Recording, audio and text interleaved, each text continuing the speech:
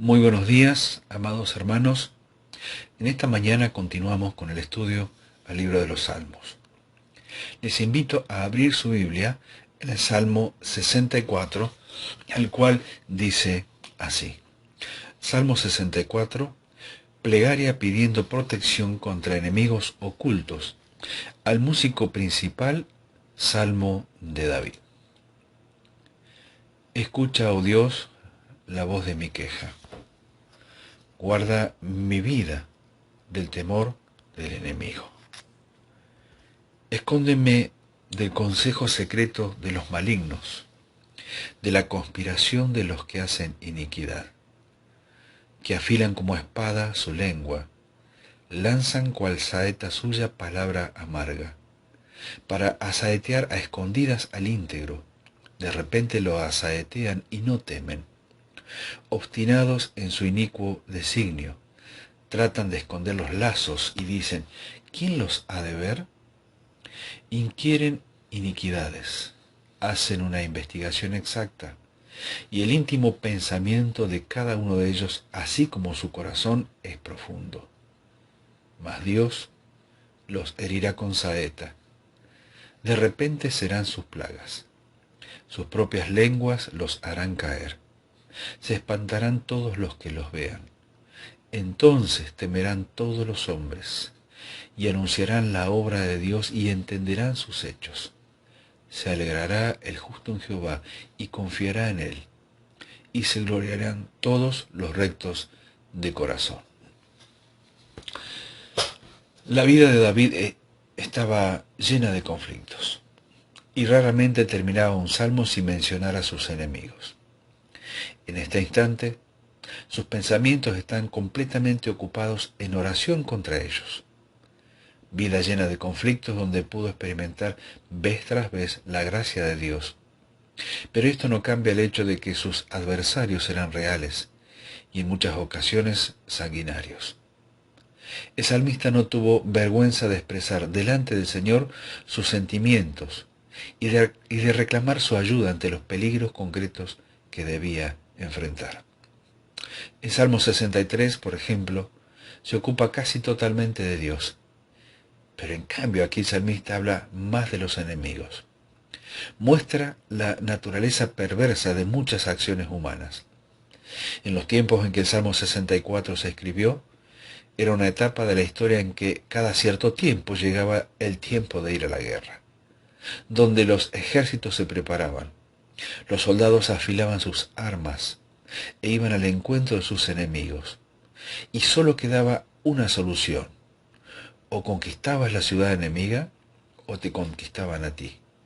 No existían los empates, no había opción de amistad.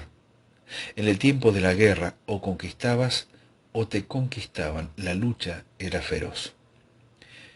En medio de un ambiente en que los enemigos de Israel seguramente acecharían, el salmista clama a Dios: escucha mi voz, oh Dios, en mi queja guarda mi vida del terror del enemigo. El justo se alegrará en el Señor y en él se refugiará, y todos los rectos de corazón se gloriarán. Debía generar terror en el pueblo saber que en cualquier momento el enemigo podía atacarte. Madres que temerían que sus hijos fuesen hallados en medio del combate, mujeres que llorarían cada día al saber que su marido estaba en combate y no sabían si él podía volver. Vemos este salmo en tres pequeños puntos. Comienza el salmo expresando el pedido, tal como hemos leído el versículo 1 y 2. Su oración, la oración de David, manifiesta tres necesidades concretas. En primer lugar, la atención de Dios, porque dice: escucha la voz de mi queja. Su queja o lamento era el medio que David utilizaba con la finalidad de atraer la atención de Dios.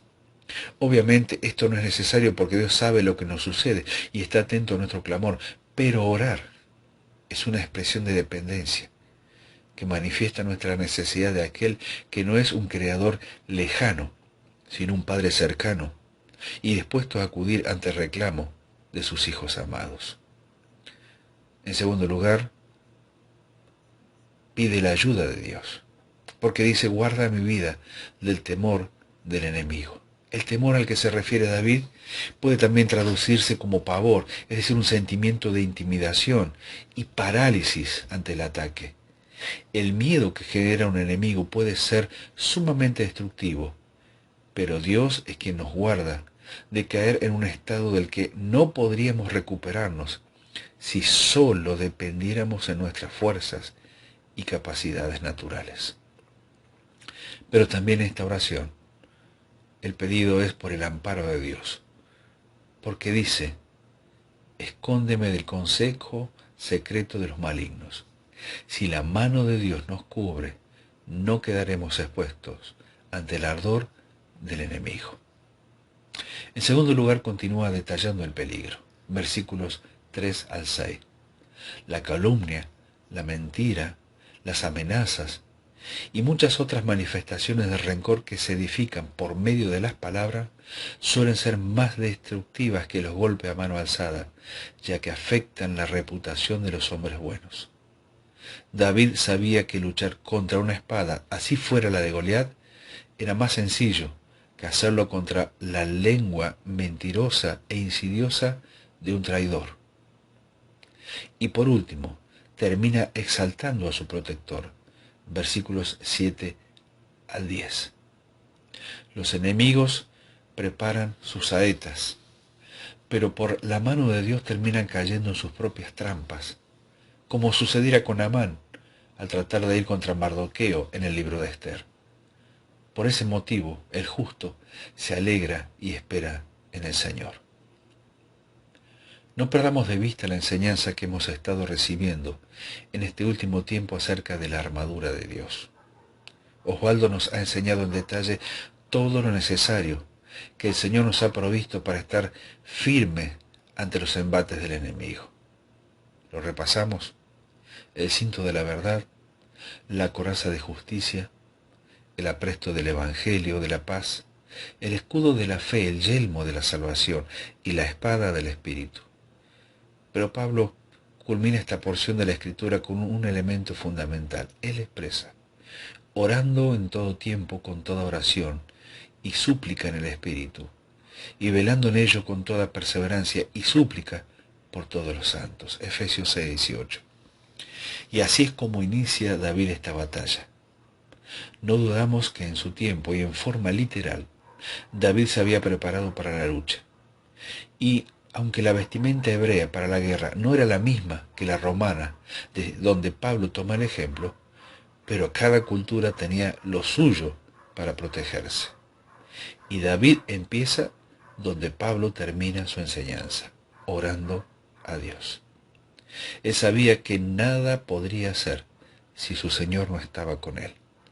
Su comunión y confianza eran fundamentales en tiempo de guerra. Y así como era primordial estar bien equipado para él, para Pablo y para nosotros, era más que necesario saber quién estaba a su lado. Pablo tiempo después expresaría: he peleado la buena batalla. Y era buena no solo por el resultado, sino también por la compañía. Hermanos, hoy no es diferente. Salimos cada día a una lucha constante y debemos dar pelea. Pelea contra todo lo que te quiere alejar de Dios, con los pensamientos que te quieren hacer creer que Dios te ha abandonado, contra la tristeza, la ansiedad. Pelea con el temor al futuro. Es tiempo que acciones todo lo que sabes. Es tiempo de levantar nuestras manos lo más alto posible para adorar y alabar a Dios. Canta con todo tu ser y olvida de los demás. Confía en el Señor con todo tu corazón. Ora más que nunca. Y recuerda que las mejores batallas se ganan de rodillas. Pero sobre todo no olvides que Dios está contigo. Recordemos, los enemigos son reales, pero Dios también lo es. Que el Señor nos bendiga, nos guíe y guarde en este nuevo día que comienza.